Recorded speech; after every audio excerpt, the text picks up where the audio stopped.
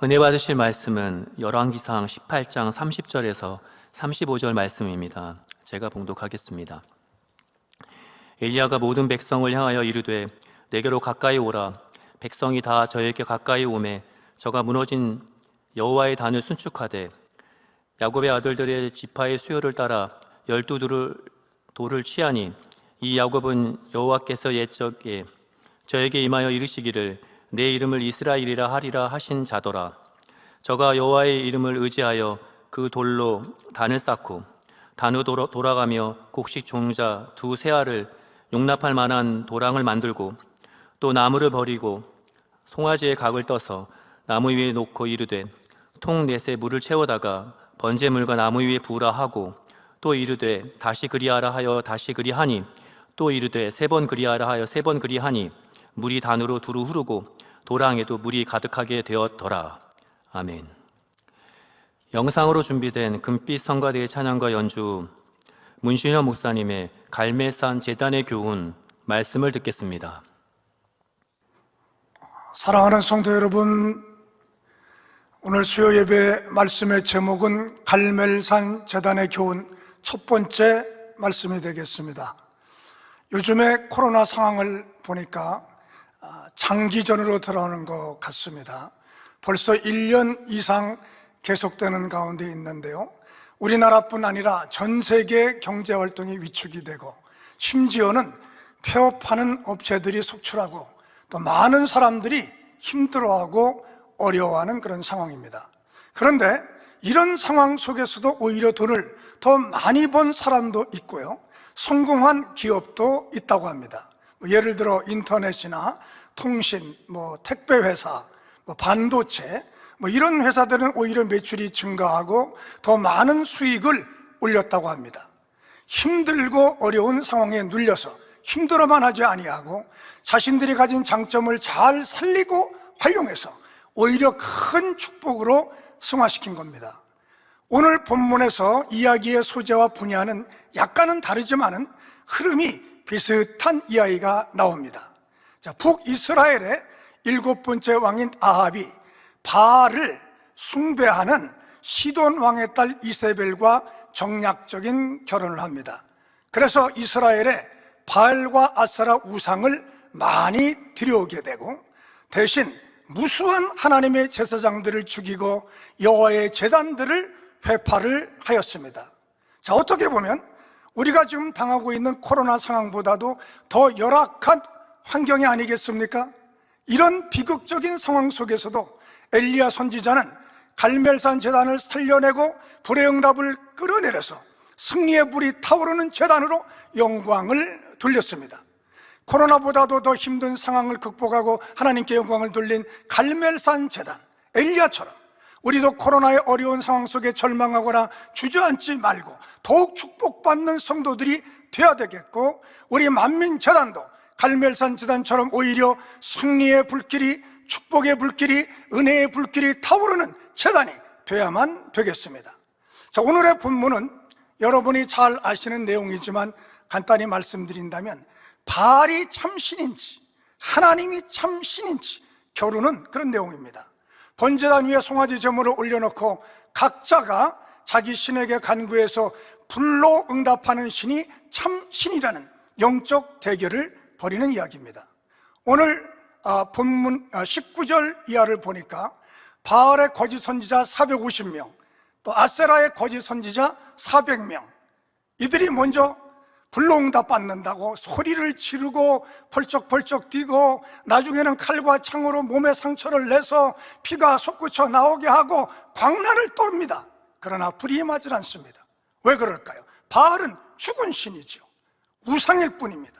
그러나 하나님은 살아계신 참신이시기 때문에 엘리야의 기도에 권능의 불로, 승리의 불로 응답해 주신 것입니다.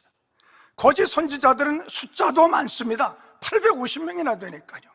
또 아합 왕이 배후에 있으니 권력도 있고 재정도 풍부합니다. 거대하고 멋진 큰 제단도 만들어 놓았을 겁니다. 많은 이스라엘 사람들을 선동해서 대부분 자기 편으로 만들어 놓았습니다. 그런데 엘리야는 어떻습니까? 혼자입니다. 같이 해서 도와주는 사람 하나도 없습니다. 권력도 없습니다. 재물도 없습니다. 재단도 무너진 볼품없는 회파된 재단뿐입니다. 거짓 선지자들에 비해서 없는 것이 너무 많습니다. 어떻게 보면 요즘 이 우리가 당하는 코로나 상황보다도 더 힘들고 어려운 상황이 아니겠습니까? 요즘 우리들도 사회적 거리두기 때문에 현장 예배를 많이 못 드렸고요. 또 드린다고 해도 많이 모일 수가 없지 않습니까? 제가 어느 날 어느 부부가 신방을 요청을 해서 신방을 갔습니다. 그런데 가보니까 지역장님과 조장님이 미리 와 계시더라고요. 굉장히 추운 날이었어요. 아마 작년 12월 아주 낮에도 영하에 아주 쌀쌀한 날씨였거든요. 가만히 보니까 두 부부하고 지역장님, 조장님 벌써 4명이잖아요. 저까지 하면 이제 5명이 되는 거예요. 5명 이상 모이면 안 되는 거 아니겠습니까? 그래서 이걸 어떻게 할까, 그냥 예배를 드릴까 이렇게 하다가 이제 조장님께 말씀드렸습니다. 조장님, 춥지만 우리가 5명이나 되니까 죄송해요. 신방이 끝날 때까지 밖에서 좀 기다려 주시겠습니까? 이렇게 말씀드렸어요. 만약 그렇지 않으면 잘못되면 10만 원 벌금 내야 되지 않겠습니까? 벌금이 문제가 아니라 방역수칙을 또 잘 지켜야 되는 것도 또 중요하니까요. 그랬는데 참 예배를 다 마치고 나가보니까 정말 조장님이 안 가시고 거기 그냥 좀 서 계시면서 그러고 계시더라고요. 얼마나 은혜가 되는지요. 웬만하면은 교구장님, 그러면 저는 집으로 먼저 들어갈게요. 그리고 가셨을 수도 있는데 안 그러시고 그 주위에 계속 끝날 때까지 기다리고 계시는 거예요. 벌벌 떨고 계셨겠어요? 아버지 하나님, 우리 교구장님 신방 은혜롭게 잘 마치게 하시고 두 부부가 환히 변화되게 해달라고, 성령으로 역사하게 해달라고 그렇게 기도하고 계시지 않았겠습니까? 얼마나 참 우리 만민교회 일꾼들 은혜스러운지요. 너무나도 선하시더라고요. 자, 그런데 엘리야 선지자 때는 어떻습니까? 5명 이하 모이면 됩니까? 아니죠. 선지자 한 사람만 보여도 그건 벌금 10만 원이 아니라 잡아서 죽여버립니다. 대부분 선지자들이 죽었어요. 자, 교회에서 확진자가 발생하면 폐쇄 조치에 들어가지 않습니까? 그러나 엘리야 선지자 때는 어때요? 교회에 해당하는 여호와의 제단을 폐쇄할 뿐만 아니라 부숴버리고 회파하고 불질러버리고 무너뜨리고 파괴해버렸습니다. 어떻습니까? 지금보다 더 열악한, 어떻게 보면 아주 살벌한 그런 상황 속에서도 엘리야 선지자의 갈멜산 제단은 결국 영적 대결에서 승리하고 하나님께 영광을 돌렸습니다. 어떻게 그렇게 할 수 있었을까요? 엘리야의 갈멜산 제단에서 배울 수 있는 교훈이 몇 가지가 있습니다. 열왕기상 우리 본문에 있는 18장을 처음부터 자세히 읽어보게 되면 거짓 선지자들에게 없는 것 3가지가 엘리야 선지자에게는 있다고 생각이 들었습니다. 자, 불러응답받기 위해서 필요한 3가지가 엘리야 선지자에게는 있었습니다. 이 3가지는 무엇일까요? 우리도 이 3가지를 갖추어서 코로나의 열악한 상황 속에서도 지킴받고 오히려 축복받으며 승리의 불이 타올랐던 갈멜산 제단과 같이 우리도 우리 만민제단도 축복과 부흥의 불길이 거세게 불타오르는 제단이 되기를 소원합니다. 자, 그들에게는 거짓 선지자들에게는 없었으나 엘리야 갈멜산 제단에 있었던 것, 그러니까 첫 번째로 그것을 말씀드린다면 갈멜산 제단에서 배울 수 있는 첫째 교훈은 무엇일까요? 그것은 무너진 제단을 수축했다고 하는 겁니다. 오늘의 본문 30절에서 32절을 다시 한번 읽어보면요, 엘리야가 모든 백성을 향하여 이르되 내게로 가까이 오라. 백성이 다 저에게 가까이 오매 저가 무너진 여호와의 단을 수축하되 야곱의 아들들의 지파의 수요를 따라 12돌을 취하니 이 야곱은 여호와께서 옛적에 저에게 임하여 이르시기를 내 이름을 이스라엘이라 하리라 하신 자더라. 저가 여호와의 이름을 의지하여 그 돌로 단을 쌓고, 이렇게 기록되어 있습니다. 바알과 아세라의 거짓 선지자들은 숫자는 많고 가진 것도 많고 권력도 많이 있었는지는 모르지만은 제단에는 별로 관심이 없었습니다. 그냥 소리 지르고 뛰어다니고 광란을 떨었습니다. 그러나 엘리야 선지자는 먼저 제단을 살펴보았습니다. 그랬더니 하나님께 제사 드리는 그 제단이 여기저기 허물어져 회파되어 있는 겁니다. 엘리야는 마음이 아팠습니다. 간절한 마음으로 이 회파된 제단을 수축한 겁니다. 회파되었다는 것은 허물어져서 다 깨어져 부서졌다는 그런 뜻이고요. 수축했다는 말은 고쳐서 다시 쌓았다 하는 그런 뜻입니다. 자, 엘리야가 회파된 제단을 수축할 때 야곱의 아들들의 수요를 따라서 12돌을 취했다라고 했습니다. 야곱의 12돌이 어디 따로 있는 게 아니고요, 야곱의 아들들이 12명이니까 그 숫자대로 12개의 돌을 취해서 수축했다는 그런 말이죠. 그러니까 야곱의 아들들의 12돌이 뭐 특별한 돌이 아니고요, 그냥 평범한 돌 가운데서 12개를 취한 겁니다. 여기서 우리가 잘 봐야 됩니다. 자, 제단이 무너졌는데 딱 돌멩이 12개로 고쳐 쌓을 수 있겠습니까?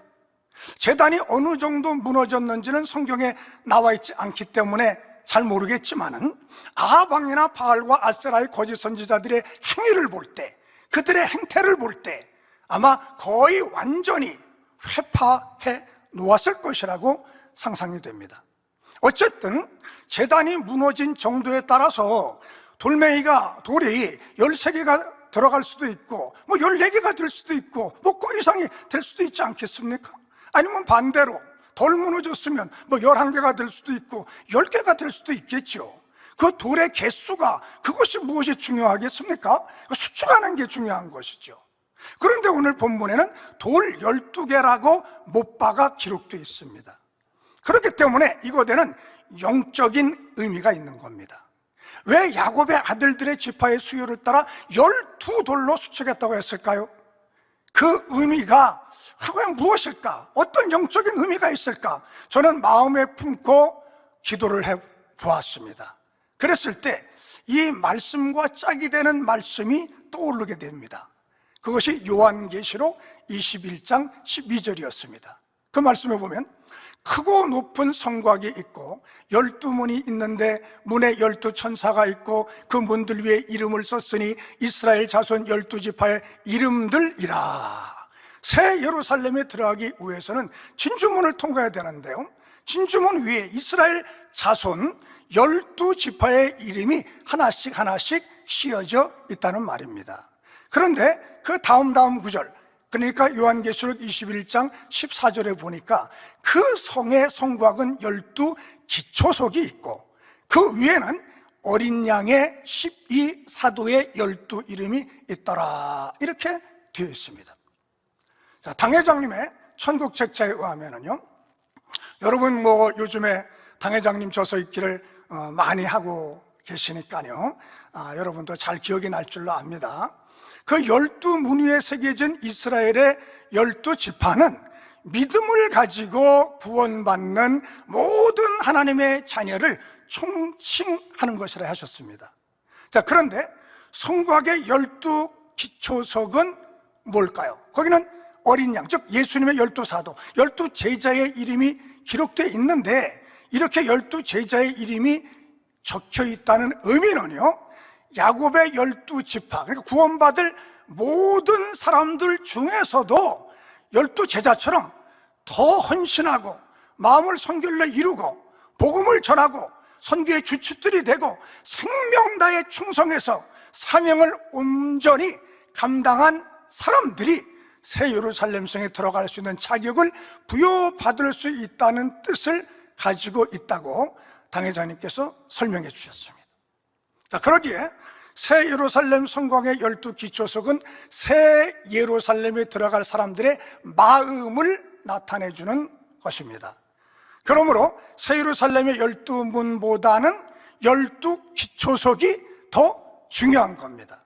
구원받은 사람들 가운데 새 예루살렘에 들어가는 사람들의 마음이 바로 12기초석에 담겨져 있기 때문인 것이죠. 자, 여러분, 그러면 이 12개의 새 예루살렘성 기초석에는 가롯 유다의 이름도 씌어져 있을까요? 없겠죠? 주님을 배반하고 직분을 버리고 제 길로 가버린 사람이기 때문에 있을 까닭이 없습니다. 그러면 누구의 이름이 적혀 있을까요? 그렇죠. 베드로가 이제 120여 명의 성도들이 모여서 성령을 충만히 받은 다음에 시편에 있는 말씀에 의지해서 이제 자기 직분을 버린 그 자는 떠났으니 타인에게 이 적분을 타인으로 하여금 이 직분을 취하게 하소서 하는 그 말씀을 의지해서 이제 120명의 성도들에게 새로운 우리 제자를 뽑자고 사도를 뽑기를 건의를 하게 됩니다. 자, 이랬을 때 유수도라고 하는 요한과 마띠아 두 사람이 천거를 받았는데요, 제비 뽑기로 마띠아가 추천이 되고 뽑혔고, 그러니까 그 12사도의 기초석 거기에는 가룟 유다가 아니라 마띠아라고 하는 이름이 씌어져 있겠죠. 그런데 마띠아라고 하는 이름이 씌어져 있는 영적인 이유, 섭리가 두 가지가 있는 겁니다. 하나는 이스라엘 민족들뿐만 아니라 이방 민족들도 하나님의 자녀가 될 수 있다는 뜻이고요. 또 한 가지는요, 주님이 부활 승천하신 이후 친히 택한 종들이 다 여기에 포함된다고 그러셨습니다. 물론 다 포함된다는 건 아니고요, 하나님의 뜻대로 살아간 순종한 그런 주의 종들이 여기에 포함된다고 했습니다. 그래서 저는 한번 생각해 봤습니다.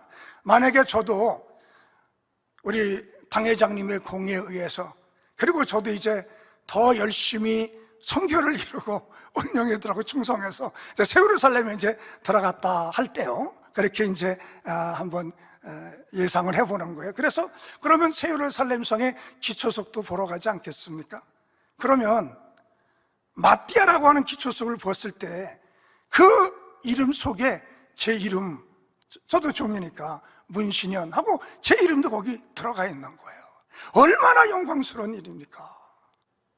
그런데 좀 약간은 다른 얘기지만, 이번에 우리 신학교에 참 주의 종이 될 신학생들을 모집하는데 이런 영광스러운 자리인데 많이 지원들을 안 하시더라고요. 참 안타까웠습니다. 다음에는 좀 많이 지원해 주시기를 부탁을 드리고요. 예.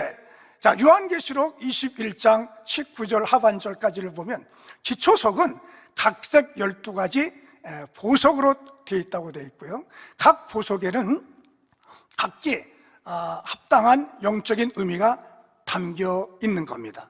자, 구약시대에 살았던 엘리야 선지자는 무너진 제단을 야곱의 아들들의 12돌로 수축했지만, 신약시대에 살면서 새 예루살렘에 들어가기를 사모하는 성도들은 이 마음의 성전을, 이 마음의 제단을 12기초석, 즉 12보석으로 고쳐 쌓아야 되는 겁니다. 하나님의 형상과 모양대로 지음받은 인간이, 아담이 선악과를 따먹는 죄를 범한 뒤부터 하나님의 형상을 잃어버렸죠. 그 뒤로부터 악한 원수마귀는 계속해서 죄와 악으로 인간의 마음의 재단을 회파하고 있는 것이 아닙니까? 지금 여러분 마음은 혹시 무너져 있지는 않습니까? 험악한 세월을 살아오면서 만민교회를 만나고 주님을 만나고 당회자님을 만나서 성결의 복음을 듣고 불같이 기도하고 있지만 아직도 온전하지 못한 나의 모습은 아닌가요? 온전히 변화가 되셨습니까? 이런저런 일을 당하면서 마음이 상하고 힘들어 짜증이 나고 불평이 나는 그런 마음은 아닙니까? 아직도 만족하지 못하고 감사치 못하고 미워하는 마음이 있어서 이해할 수 없고 용서할 수 없는 일이 있어서 마음속 깊이 불편함이, 서운함이 자리 잡고 있는 분들은 아니 계십니까? 이러한 돌같이 굳어지고 회파된 마음의 돌을 빼어버리고 새 예루살렘의 12기초석으로 마음을 고쳐 쌓아야 되겠습니다. 엘리야 선지자가 무너진 제단에 깨어지고 부서진 돌들을 살펴보면서 하나씩 빼어내고 새로운 돌로 또 수축을 하고, 그리고 또 잘못된 돌들을, 망가진 돌들을 빼어내고 야곱의 아들들의 12돌, 그 돌들로 새롭게 쌓고 수축한 것 같이 우리는 우리의 마음에 또 마음을 어린 양 12사도의 12이름이 있는 12기초석에 해당하는 보석으로 다시 고쳐 쌓아야만 한다는 겁니다. 자, 이제부터 12보석에 대해서 제가 말씀을 드립니다. 12개니까 조금 길긴 하지만 잘 듣고 내게 적용해 주시면 좋겠습니다. 첫째, 기초석에 해당하는 보석은 표곡입니다. 영적인 믿음을 의미하지요. 여러분, 처음에는 믿습니다 이렇게 고백을 했지만 막상 어려운 현실에 부딪히면 의심이 생깁니까? 기도하다가 아니면 하나님의 말씀에 순종하다가 응답이 더디면 중간에 포기해버리거나 그만두고 싶은 생각이 들 때는 없습니까? 내 생각과 이론과 지식에 맞는 것만 믿어집니까? 영적인 믿음은 이런 것이 아닙니다. 이러한 마음에 부서진 돌들을 빼어버리고 아브라함이 이삭을 받들 때처럼 하나님의 말씀이 자신의 지식이나 생각과 달라도 100% 믿고 순종하고 내게 유익이 되지 않는 것처럼 보여도 무조건 말씀대로 행하는, 끝까지 변함없이 믿는 믿음을 의미하는 표곡으로 마음의 재단을 수축하시길 바랍니다. 둘째 기초석은 남보석이지요. 진실 자체의 마음을 뜻하고요, 진리 안에서 뜻을 정해서 나는 평생 말씀대로만 살겠습니다, 주님 뜻대로만 살겠습니다 이렇게 고백했는데, 그만 세상의 유혹이나 위협에 굴복해서 진실을 지키며 말씀대로 사는 게 정말 힘듭니다 이렇게 하면서 흔들거리고 세상과 타협하고 있지는 않습니까? 그렇다면 그런 부실한 돌을 빼어버리시고, 비록 풀무불에 던져진다 할지라도 우상 앞에 절대로 절하지 않았던 다니엘의 세 친구처럼, 아니면 사자굴에 던져질 상황에 처했으면서도 기도 신원제를 범치 않았던 다니엘처럼 곧음과 절개를 의미하는 남보석으로 마음의 재단을 고쳐 쌓으시길 바랍니다. 세 번째 기초석은 옥수입니다. 옥수는 결백과 희생적인 사랑을 의미하고요, 상대를 위해 나 희생하고 섬겼는데 상대는 내 마음을 아는지 모르는지 알아주지도 않고 인정해주지도 않고 반응이 없으니 사랑의 마음이 식어지고 대신 미움이 생기고 서운한 마음이 생기고 상처가 되어가고 있지는 않습니까? 희생적인 사랑을 의미하는 옥수는 어떠한 대가를 바라지 않고 하나님의 나라와 의를 위해 자신을 희생할 수 있는 그런 마음을 말하는 겁니다. 아무 소망도 없는 나옴이라는 시어머니를 쫓아갔던 룻을 기억하지 않습니까? 늙은 시어머니 나옴이 쫓아갔다고 이스라엘에서 무슨 좋은 일이 있겠습니까? 그러나 룻은 아무런 대가가 돌아오지 않는 그런 상황 속에서도 진정 나오미를 사랑했기 때문에 이스라엘까지 들어가지 않습니까? 대가가 돌아오지 않으면 실망하는 회파된 마음의 돌을 빼어버리시고 주는 것만으로도 만족하는 옥수의 기초석으로 무너진 마음을 수축하시기를 바랍니다. 넷째는 녹보석입니다. 녹보석은 의와 푸르름, 정의롭고 깨끗함을 상징합니다. 성경의 에베소서 5장 9절에 빛의 열매가 나오죠. 그와 같은 빛깔로서 5장 9절에 보면 모든 착함과 의로움과 진실함이라고 되어 있습니다. 이게 세 가지가 한꺼번에 어우러진 겁니다. 이 세상에서는 사람이 갖춰야 될 덕목을 진선미다, 보통 이렇게 얘기하죠. 진선미를 갖춰야 된다고요. 그러나 하나님은 진선미가 아니라 진선의입니다. 하나님께서 보실 때 갖춰야 될 덕목 진선이죠. 자, 빛의 열매 중에 진실이라는 건 진이고 착함은 선이고 의로움은 의가 되니까 진선의가 되는 것이고요. 자, 그런데요, 착하기는 한데 의가 결여되어 있으면 우유부단해지기 쉽고요, 끊고 맺지 못해서 불의와도 타협할 수 있게 됩니다.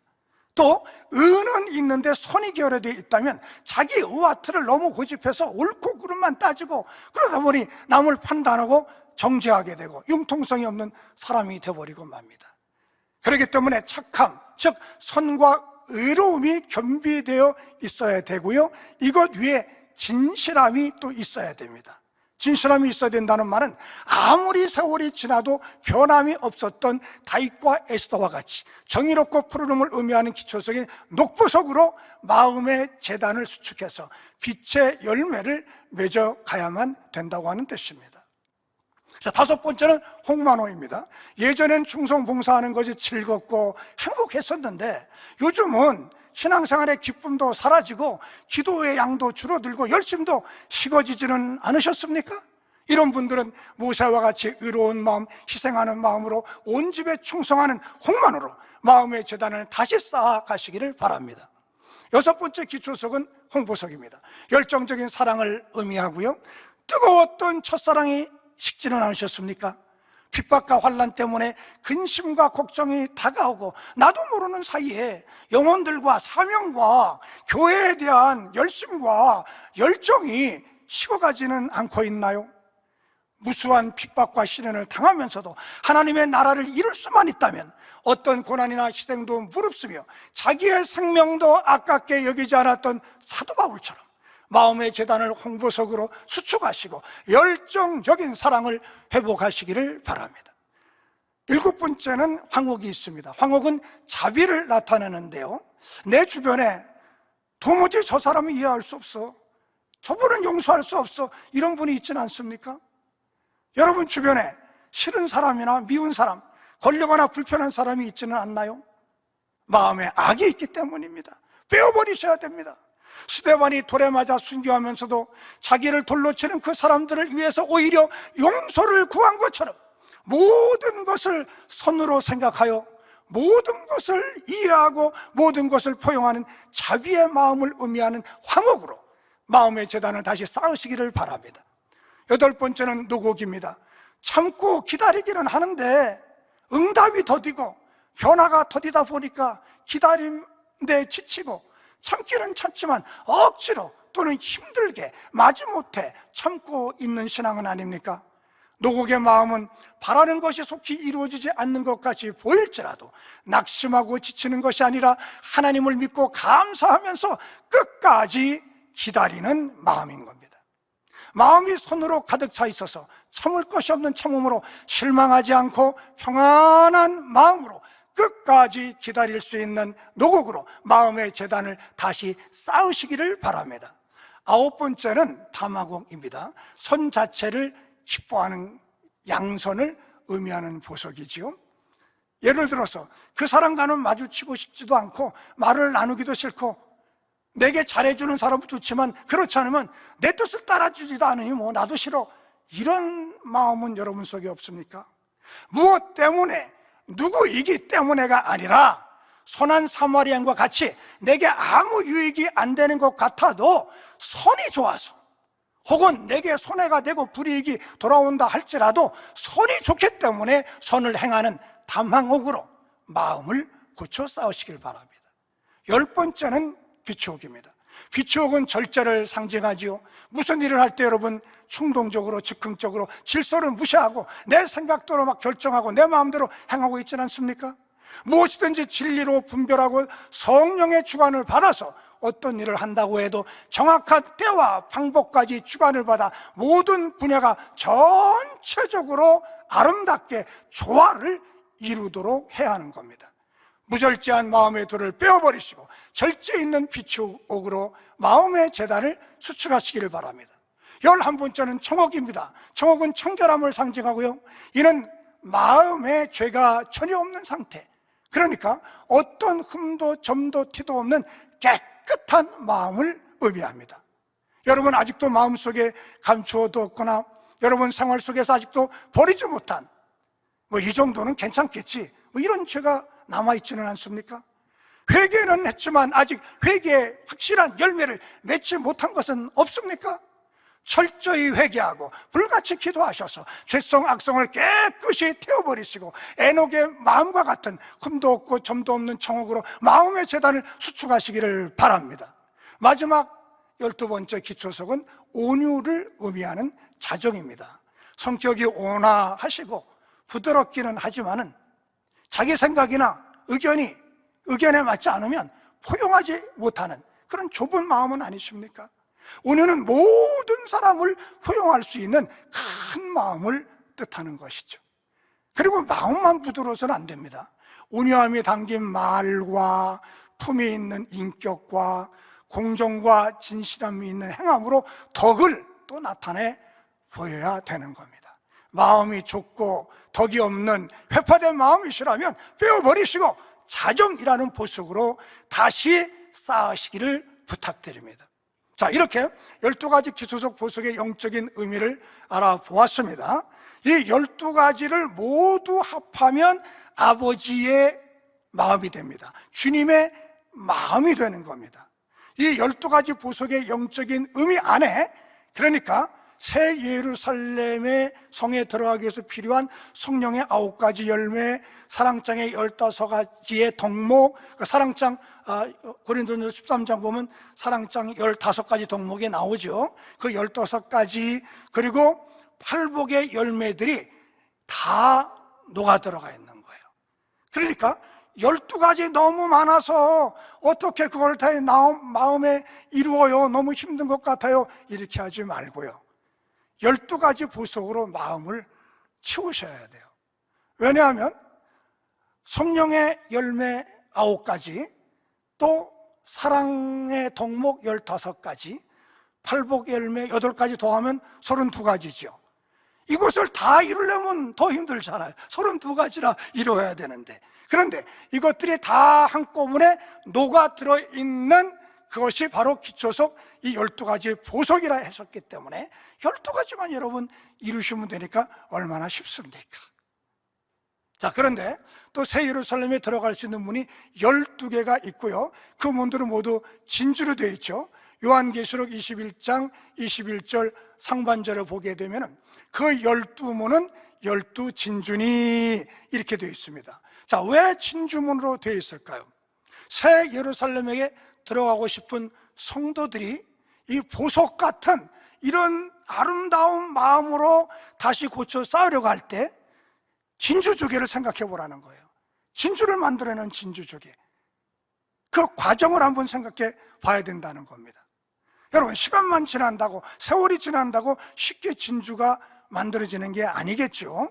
우리가 아는 것처럼 저 진주조개가 많은 고통과 희생을 감내하고 참고 기다리고 수고하고 노력해야 상품 가치가 있는 천연 진주가 만들어진다는 겁니다.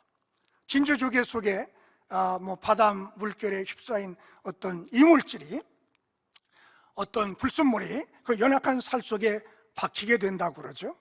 얼마나 고통스럽습니까? 이 아픔을 견뎌내고 이겨내기 위해서 이제 진주조개는 맑고 미끌미끌한 진액을 뿜어낸다고 그래요. 그래서 불순물을 감싸죠.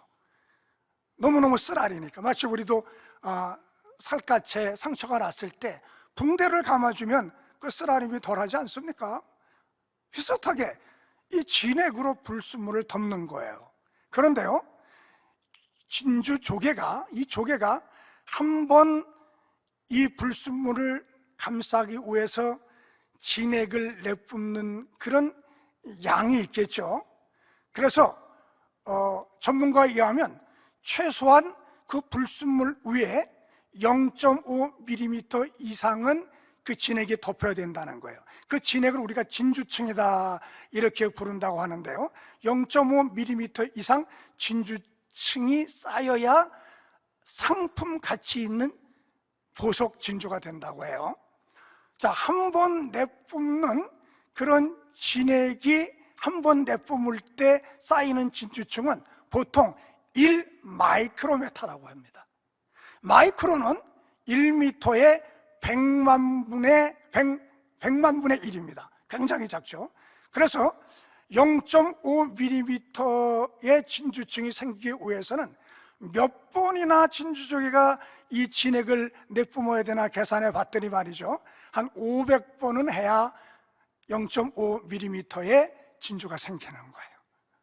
자, 그런데 0.5mm, 그 속에 이물질이 있어 쌌으니까 더 크긴 하겠지만 아직 작잖아요. 좀 더 큰 진주를 만들어내려면, 그러니까 500번이 아니라 1000번, 2000번, 3000번, 수천 번의 진액을 내뿜어야 그럴듯한 상품 가치가 있는 진주가 만들어진다는 겁니다.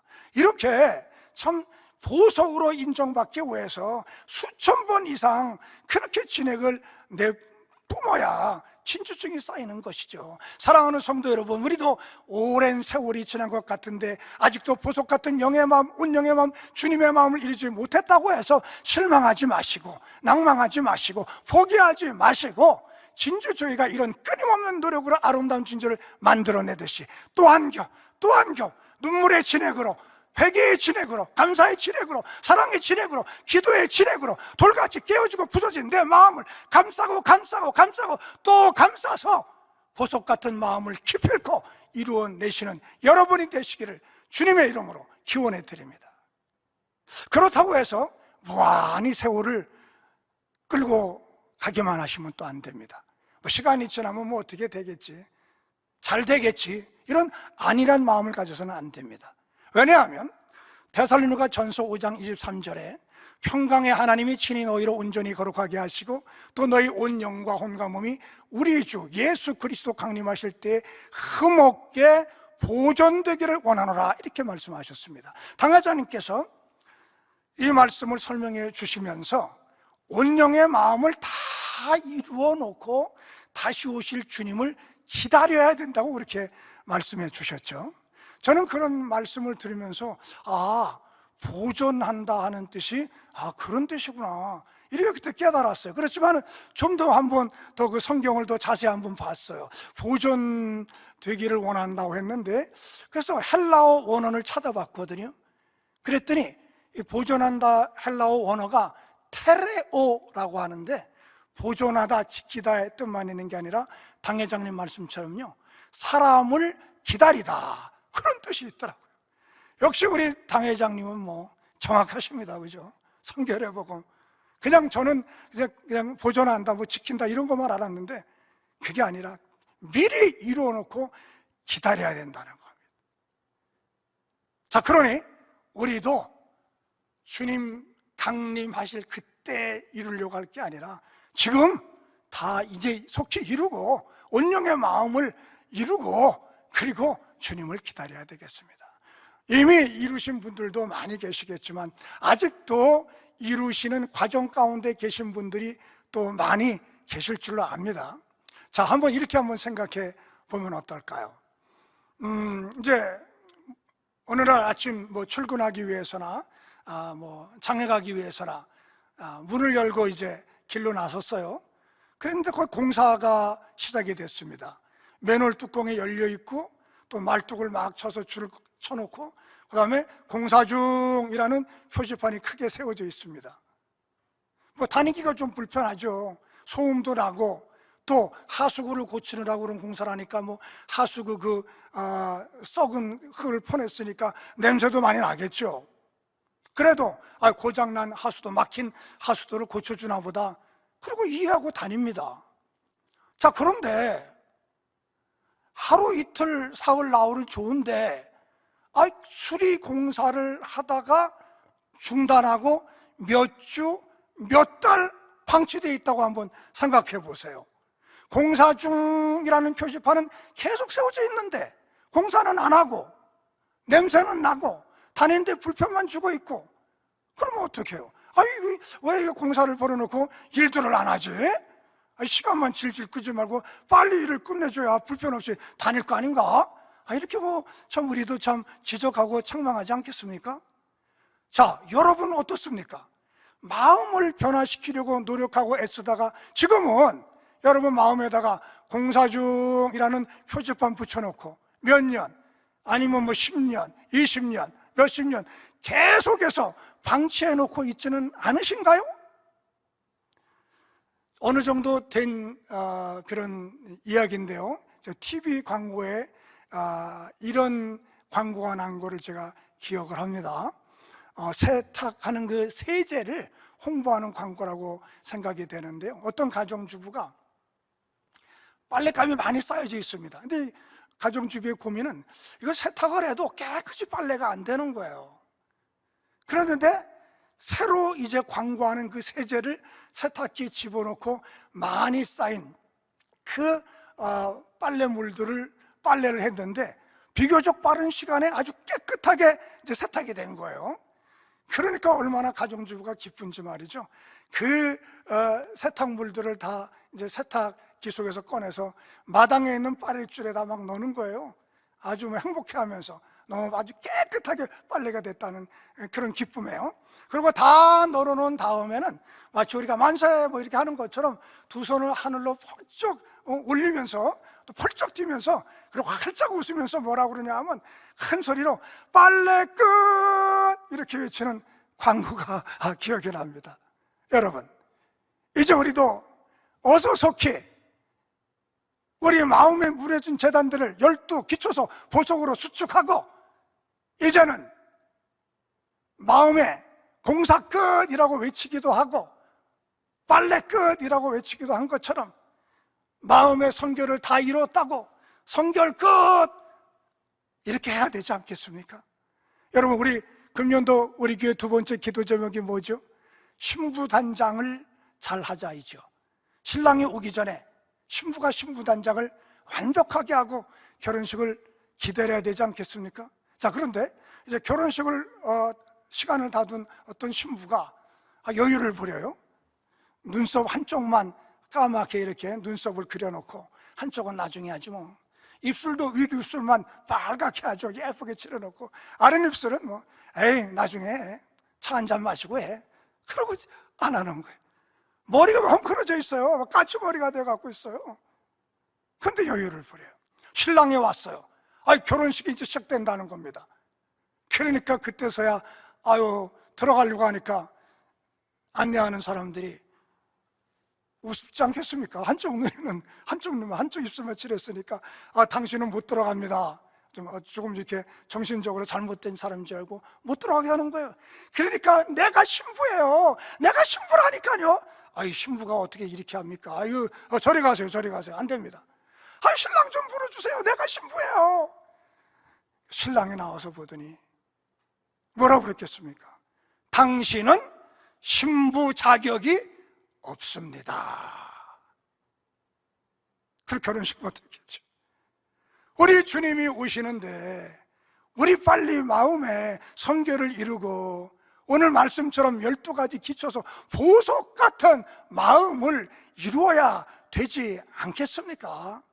신부 자격을 갖춰야 되지 않겠습니까? 제가 준비한 설교는 사실은 3대지까지 계속돼야 되는데 오늘 시간 관계상 여기까지 1대지 분의 말씀을 못 드렸네요. 여기서 마치기로 하고요. 다음에 설교 시간이 돌아온다면 나머지 설교를 계속하도록 하겠습니다. 자, 그러니까 오늘 말씀의 제목이 갈멜산 제단의 교훈 첫 번째고요. 다음에 이제 두 번째 하도록 하겠습니다. 자, 결론으로 말씀을 드립니다. 엘리야는 요즘에 우리가 당면하고 있는 이 코로나보다도 더 열악하고 힘든 상황 속에서도 결국은 갈멜산 제단을 살려내었고 하나님께 영광을 돌릴 수가 있었고 이스라엘 민족의 신앙을 되찾을 수 있게 하였고 수많은 영혼들을 구원해낼 수 있게 됐습니다. 이제 우리 만민재단도 우리 사랑하는 성도 여러분 모두도 이제 이 엘리야와 같이 우리 마음의 재단을 수축해서 한국 교회를 살리고 세계 교회를 살려낼 수 있는 만민재단 저와 여러분이 다 되시기를 주님의 이름으로 간절히 기원해 드립니다. 기도하겠습니다. 아버지 하나님, 크신 은혜, 크신 사랑에 감사를 드립니다. 엘리야보다도 이제 그 엘리야가 우리가 당한 이 상황보다 더 어려운 상황 속에서도 하나님께 영광을 돌린 것처럼 우리 만민재단도 엘리야 재단처럼 또 우리 성도님들도 엘리야와 같이 이 상황을 잘 극복하고 먼저 마음의 재단을 12가지 기초속 보석의 마음으로 잘 이루어서 영광을 돌리게 축복하여 주옵소서.